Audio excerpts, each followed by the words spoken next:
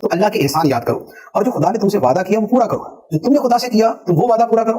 खुदा ने जो तुमसे वादा किया खुदा अपना वादा पूरा करेगा। वो क्या?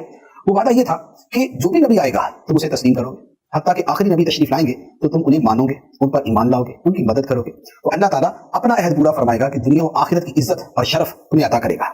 और फरमाया कि मुझ ही से डरो।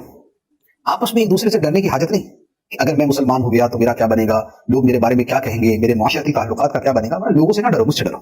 तो फरमाया कि जो मैंने किताब नाजिल की है यानी कुरान, इस पर ईमान लाओ। ये कुरान वो किताब है कि जो तुम्हारे पास मौजूद तौरात और इंजील की तस्दीक करता है, क्योंकि कुरान भी बताता है अल्लाह के बारे में, आखिरत के बारे में, जन्नत दोज़ख के बारे में, हजरत मूसा ईसा अलैहिस्सलाम के बारे में, नबियों के बारे में, पैगंबरों के बारे में। तो जो तुम्हारी किताब में है ये कुरान उसकी तस्दीक करने वाला है।